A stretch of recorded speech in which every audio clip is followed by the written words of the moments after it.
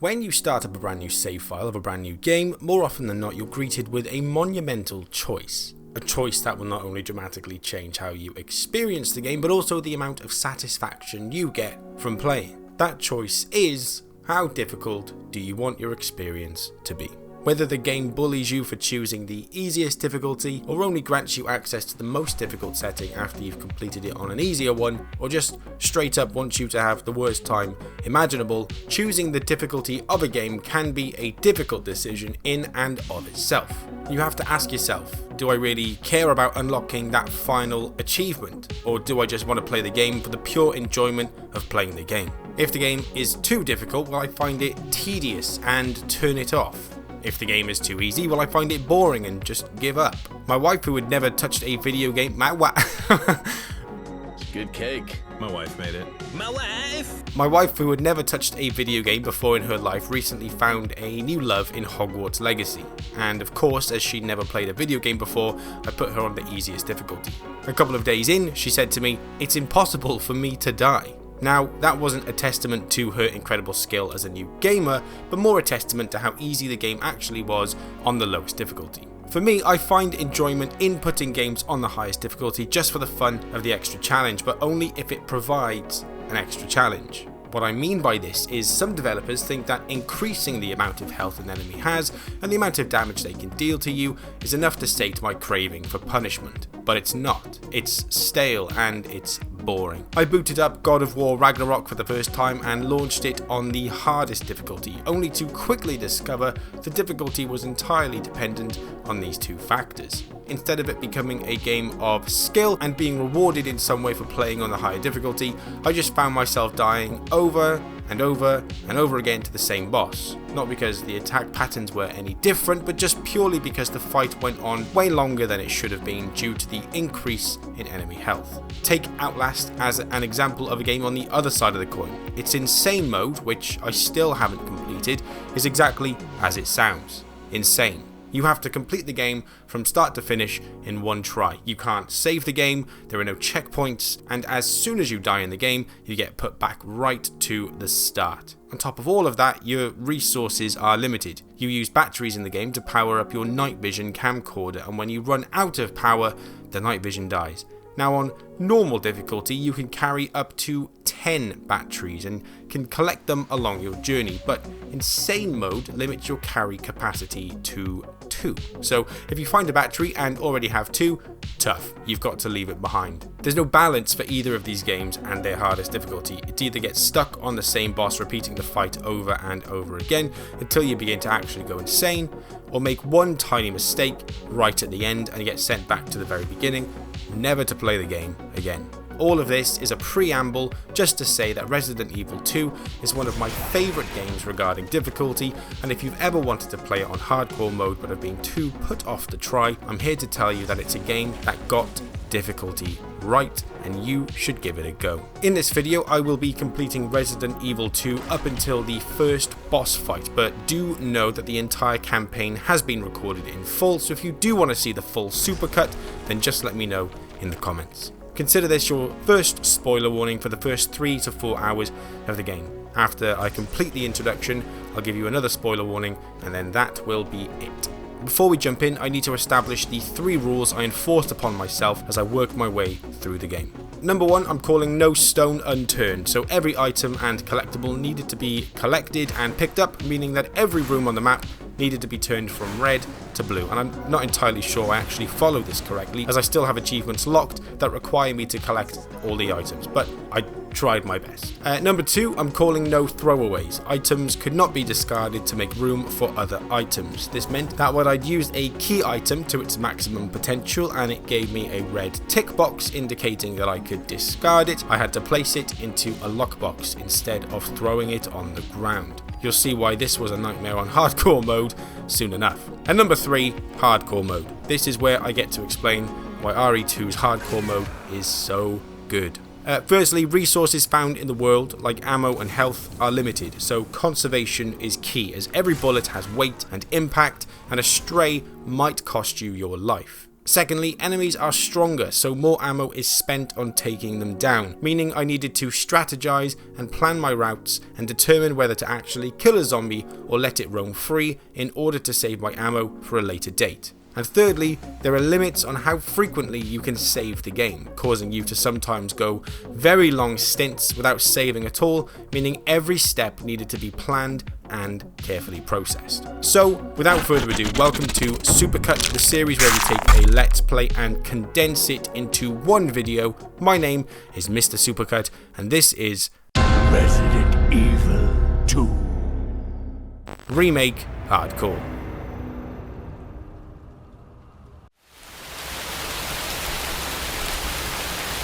The scene opened with a truck driver hurtling through the rain in the middle of the night. Unfortunately, a seemingly innocent bystander wandered into his path just as he decided to take his eyes off the road. He slammed into the body at full force and screeched to a halt. He got out of the vehicle to check the damage, and whilst he was turned the other way, debating on what he should do, the girl stood up, seemingly unharmed. Cut to the introduction of the main character, Leon Kennedy, as he pulled up to a desolate gas station in the middle of nowhere. After establishing that no one's around, I heard a crash come from inside the gas station and noticed blood spattered all over the floor. Wasting no time, I proceeded to investigate. As I entered, I noticed more blood spattered everywhere, and Leon helpfully declared, something's not right. With noises coming from behind a locked door, I proceeded in the only direction I could go and stumbled across a shop clerk with blood pouring from his neck. I made him a well-intentioned but misguided promise, I'll be back for you, and headed in the direction he was pointing. As I made my way into the back room, I found a police officer making an arrest. I offered my assistance, but as soon as he turned around to keep me from interfering, he was pushed down and mauled to death by the cadaver. After issuing a warning, freeze! I'll shoot! I shot the corpse 8 times before it finally died. This was my first enemy of the game, and I only had 2 bullets left. I headed into the back office and picked up a well-worn key. As I headed back the way I came, the zombie I'd unloaded almost all of my bullets into stood up. I made a break for the locked door I found earlier and unlocked it using the well-worn key, and heading back into the store, a zombie I hadn't seen earlier tumbled to my feet, blocking the entrance. I ran toward the store clerk who I'd promised I'd come back for, and whilst the promise was technically kept, the timing was a little bit off. He took a colossal bite out of my neck before I could push him away. Continuing around the aisles, a zombie tried to get the jump on me, but I managed to evade, and as I headed out to the front door, a girl appeared. I saved her life, hopped in the wrong vehicle, and peeled off into the night. After swapping names and stories with Claire, where Leon explained he was a cop and Claire explained she was looking for her brother who was also a cop, it was revealed exactly where they were headed. After a brief introduction showing the current state of the city and reminding me what game I was playing, Leon and Claire were introduced to just how desperate and dire the situation was. As they began to reverse, the truck driver from earlier began hurtling down the street and smashed into the police car they were in. After it blew up and the duo got separated, I made my way toward the police station. I dodged some zombies and headed down an alleyway until I finally came to the barred gate. I managed to weave between the zombies and avoid any more bloodshed for the time being and headed in. Like I said earlier, consider this your final spoiler warning for everything up to the first boss fight.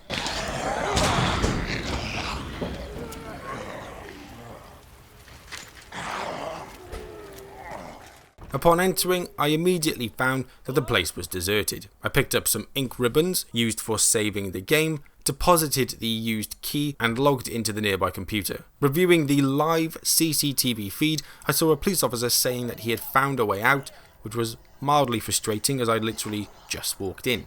I opened the map, planned my route, and proceeded on to find this guy. I refrained from saving the game just yet as I wasn't sure how scarce the ink ribbons would be. I pulled the lever, crawled through the small gap, and carried on. I found a locked door, a press room where a zombie was holding 10 bullets, a bathroom with a magic potion, and a little further down, a pile of corpses. The locked door I'd found was also locked from this side too, locked with a heavy-duty chain. As I continued around, I heard the guy I was looking for screaming for his life. I lifted the barricade to help him, but I was too late and he was torn to pieces. Well, at least his top half was saved. I picked up the notebook that he'd held up on the security footage, declaring he'd found a way out, which detailed 3 statues. This didn't make any sense to me, so I returned from whence I came. But as I turned to leave, I was greeted by a hungry cadaver who took a healthy bite out of my neck.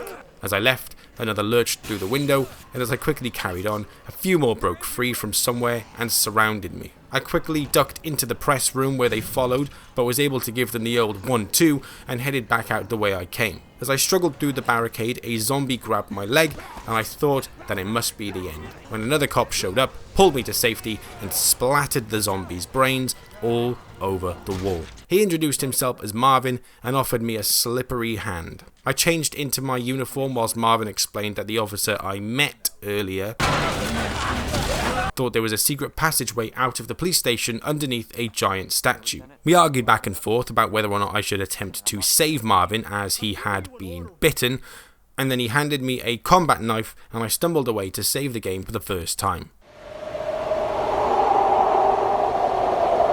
I opened the barricade and proceeded onward, picking up some ammo, headed into the corridor and realised I'd missed a green herb, so doubled back. And this is what is meant by condition number 1, no stone unturned. Heading further down the corridor, I found a cop dressed as the Joker, Wanna know how I got these scars?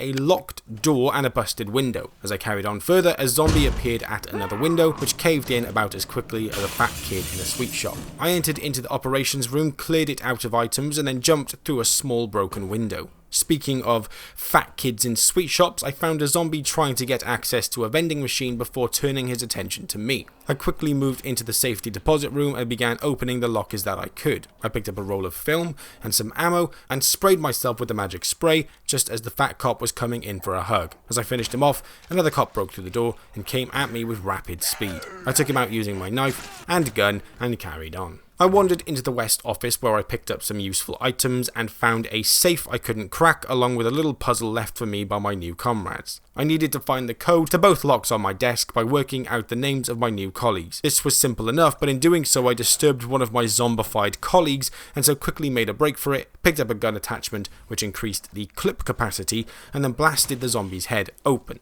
After trying to get out through a locked door, another zombie graced me with his presence, and I spent more ammo than I'd have liked to trying to take him out. I carried on down the corridor and found another zombie trying to break through a window, but this time it was holding a lot longer than the other one. Nearby, I found a plank of wood, which I used to board up the window, allowing me protection from any would-be window smashers. I headed into the nearby room and found a save location where I picked up a couple of resources and was able to develop the roll of film I'd found. It revealed a photo of a regal statue holding up a scepter and a book which I was sure would come in handy later. Before heading out, I made sure to save the game again. I headed up the stairs, picked up some ammo and a red herb, headed into the locker room and found a path I couldn't take. I picked up a portable safe and cracked the code, finding a blank key piece inside. I raided the lockers and wasted some bullets on the dude who'd been stuffed in there.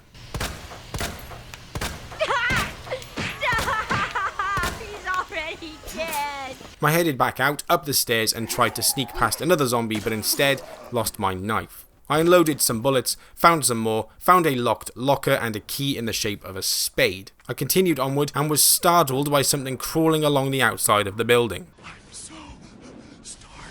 I moved into the West storage room but was unable to pick up many items due to the rule no throwaways. Moving onward, a zombie fell from who knows where, and as I moved into the library, Marvin radioed in saying he needed me back in the main hall ASAP, but before going to see him, I moved into the lounge and found a unicorn statue, the same one in Elliot's journal. I matched the tiles to the journal entry and unlocked the first medallion, however, I couldn't pick it up. I headed back into the library and found a red book, much like the one in the photo of the regal statue, but again, couldn't pick it up. As I headed through the spade-locked door, I came into the main hall and found the lion statue. I matched the tiles, unlocked the medallion, didn't pick it up, and went and found Marvin. He showed me some CCTV footage of Claire, who is still stuck outside in the courtyard. He told me which direction to head if I wanted to help her. I dumped some items into the lockbox and went and picked up the 2 medallions and the red book. As I was heading back through the library, I got taken down by a zombie and my life flashed before my eyes. I managed to escape back into the main hall, picked up some ammo, placed the 2 medallions into the giant statue, arranged my inventory, unlocked the spade door into the West office, proceeded into the safety deposit room, placed the blank key I found, opened the deposit boxes, picked up some more resources, and headed into the dark room safe house. I ate some green herbs to replenish my health and made my 3rd save.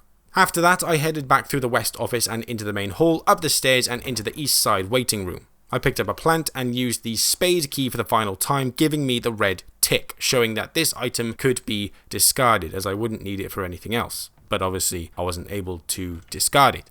Before heading on, I headed back to my lockbox, dumped the key, practiced my herbology, and then headed back to the once locked door. I headed left and found a board and a locked barrier, and then headed into the art room. In the art room, I found a key card that would help me unlock the weapon in the safety deposit room, and the left arm of the regal statue next to it. The same regal statue from the developed photo. I couldn't pick the arm up as I was encumbered with too many items, so I headed back to the safety deposit room to use up the keycard and was greeted by one of the zombies I'd left there. After heading in and finding the shotgun, I realised I didn't have enough space to pick up the shotgun ammo. I explored a little more and found some more handgun ammo on a catatonic zombie and was then hounded once again by that same flipping cop zombie. I wasted further ammo but was finally able to blow his head off. I headed back to the main hall and reorganised my inventory, headed back to the safety deposit room, gathered up the shotgun ammo, loaded the gun, headed back to the main hall, picked up the red book, realised my inventory was too full to pick up the statue arm, so found an empty window to use the boards on, headed up the stairs and back into the art room, combined the arm and the book, placed it on the statue, and was gifted a lovely looking scepter. Upon examination, the scepter had a little latch, which then released the ruby inside, but I had no idea what on earth what this was supposed to do, so headed back to the main hall and dumped it in the lockbox. Back through the waiting room now, but this time moved right and witnessed a helicopter crash into the hallway, blocking the path completely.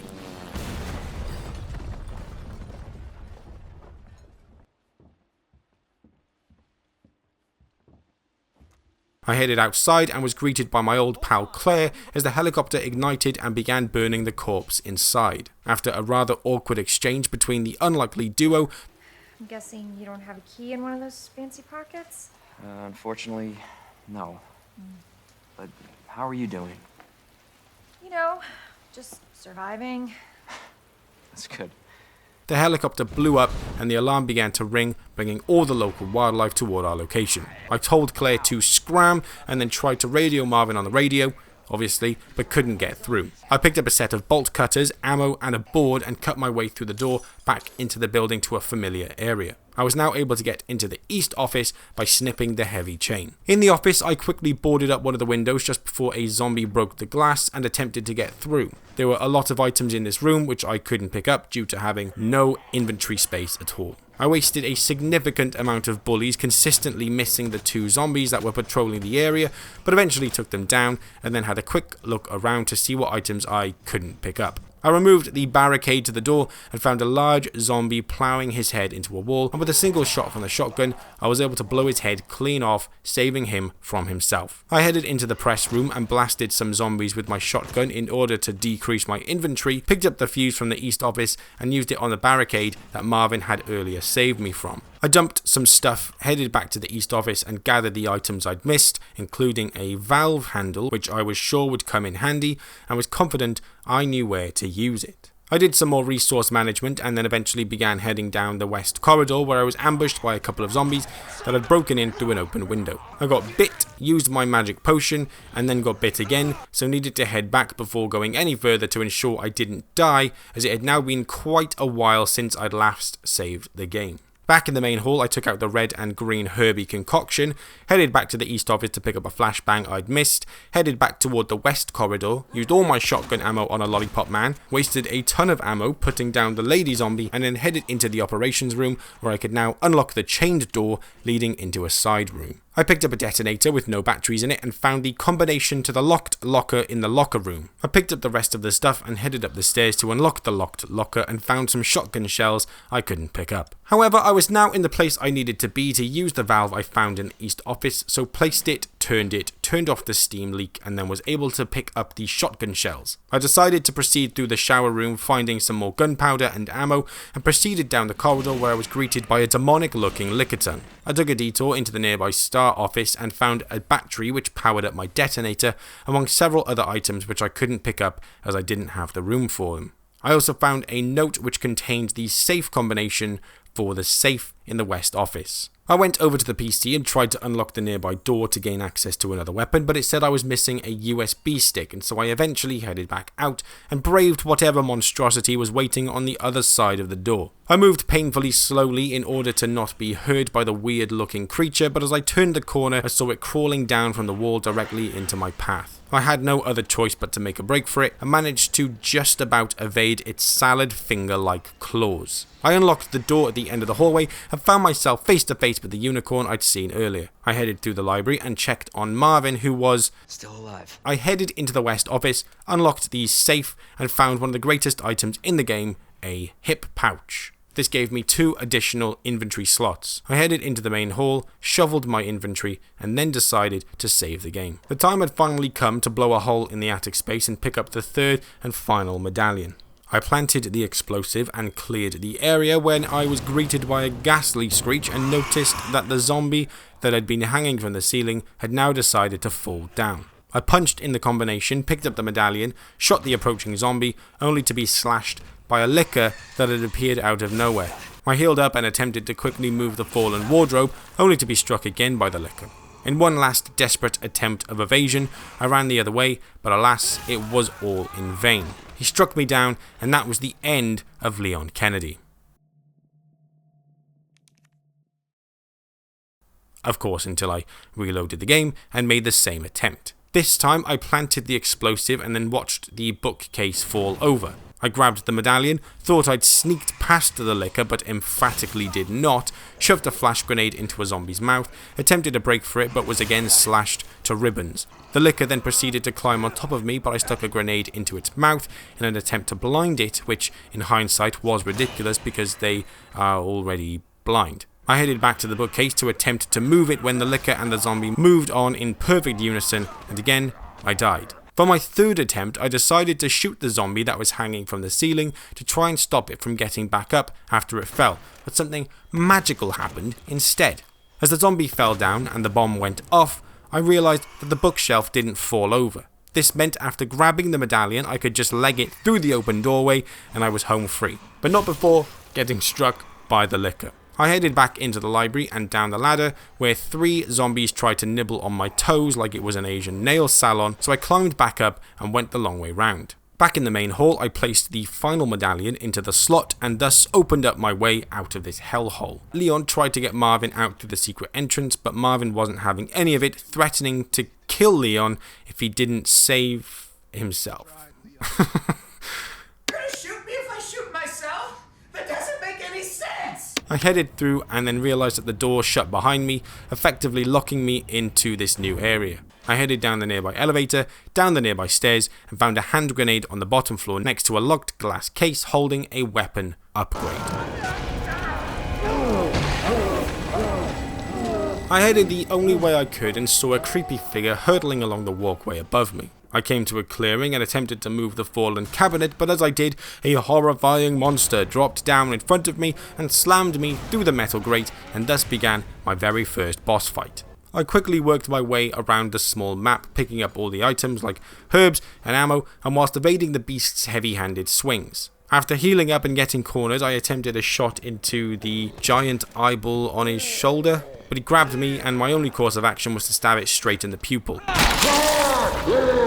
He continued to chase me around and swing his metal pole at me, and after using all my shotgun ammo, I had to resort to my trusty sidearm. The basic play I figured was to run far enough away, give a quick spin, shoot the eyeball, repeat. It worked for the most part when I was able to actually shoot my shot, but for the most part, due to my terrible aim, it was somewhat of a nightmare. I had a couple of close calls where I managed to get the dupe on the disgusting creature, but there was a point where he was so flipping close that I could literally feel his breath on my hair. At one point, I lost him, and then he dropped down in front of me. I pushed him over, and then he got me on the knockback.